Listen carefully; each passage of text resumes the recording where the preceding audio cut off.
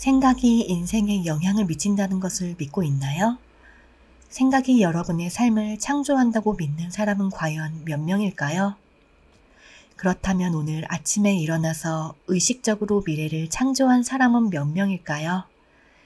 사람들이 그렇게 하지 않는 가장 큰 이유는 그것이 진실이라고 믿지 않기 때문이죠. 만약 그것이 진실이라는 것을 알았다면 하루라도 빠뜨리겠어요?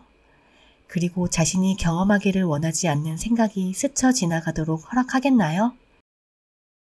뇌는 신경과학에 따르면 여러분의 삶에서 알고 있는 모든 것을 반영하도록 구성되어 있어요.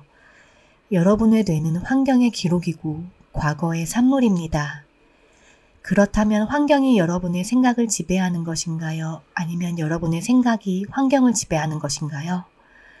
아침에 일어나서 어제와 똑같은 쪽으로 침대에서 내려오고 같은 손가락으로 알람을 끄고 좋아하는 슬리퍼를 신고 화장실에 가서 매번 하던 대로 일을 보고 거울을 보며 나를 기억하려고 한다면, 그리고 똑같이 커피를 마시고 어제처럼 똑같은 길로 출근해서 똑같은 사람들을 만나서 똑같은 감정적 반응을 이끌어내고 똑같이 일을 처리하고 집에 돌아와 이메일을 확인하고 잠자리에 들기 위해 서두른다면 그날 뇌가 바뀌었을까요? 우리는 똑같은 생각을 하면서 똑같은 행동을 하고 똑같은 경험을 해서 똑같은 감정을 만들어내면서 무언가를 바뀌기를 기대하고 있었죠. 동의하시나요? 환경이 뇌에 여러 회로를 켜면서 여러분은 환경과 같은 수준의 생각을 하게 돼요. 같은 사람들을 만나고 같은 장소에 가고 같은 시간에 같은 일을 반복하면서 외부 환경이 뇌에 회로를 켜서 여러분이 이미 알고 있는 것과 동등하게 생각하게 만듭니다.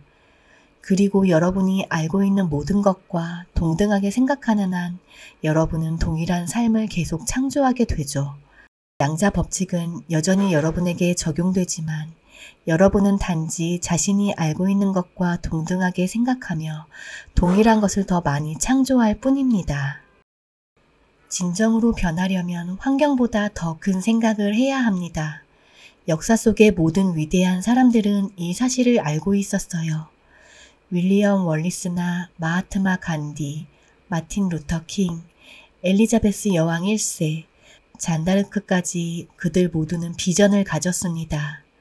그 비전은 눈에 보이지 않고 냄새도 맡을 수 없으며 맛을 느낄 수도 없고 만질 수도 없었지만 그들의 마음속에서는 살아있었습니다. 그들은 그 비전이 너무도 생생했기에 그것이 이미 현실로 이루어지고 있다고 믿기 시작했어요. 여러분은 감각으로 경험할 수 없는 미래를 믿을 수 있나요? 여러분이 그 생각을 충분히 여러 번 생각하면 뇌는 그 사건이 이미 일어난 것처럼 바뀝니다. 과학은 이것이 완전히 가능하다고 말합니다. 여러분의 성격은 여러분의 개인적 현실을 창조합니다. 이것은 간단한 진리입니다. 여러분의 성격은 여러분이 어떻게 생각하고 어떻게 행동하고 어떻게 느끼는지에 의해 만들어집니다. 지금 여기에 앉아있는 현재의 나는 현재의 개인적 현실을 창조했습니다. 따라서 새로운 개인적 현실을 창조하려면 근본적으로 여러분이 생각하는 사고, 행동하는 방식, 그리고 여러분의 정체성이 되어버린 감정들을 바꿔야 한다고 생각하지 않나요? 대부분의 사람들은 같은 성격으로 새로운 개인적 현실을 창조하려고 하지만 그것은 절대 이루어지지 않아요. 신경과학의 원칙 중 하나는 함께 발화하는 신경세포가 함께 연결된다는 것입니다. 만약 여러분이 동일한 마음 상태와 몸 상태를 계속 반복한다면 뇌는 동일한 순서와 패턴으로 계속 발화하게 됩니다. 이때 여러분의 뇌가 특정한 방식으로 작동할 때 그것을 마음이라고 합니다. 마음은 작동 중인 뇌입니다. 매일 자신이 누구라고 생각하는지 기억할 때마다 여러분의 뇌는 똑같은 방식으로 발화하게 됩니다. 따라서 마음을 바꾼다는 것은 뇌를 새로운 순서, 새로운 패턴, 새로운 조합으로 작동하게 만드는 것입니다. 이를 가능하게 하는 요소는 지식이나 정보입니다. 새로운 것을 배울 때마다 여러분의 뇌에 새로운 연결이 형성됩니다. 이것은 학습입니다. 학습은 새로운 연결을 만들어내는 것입니다.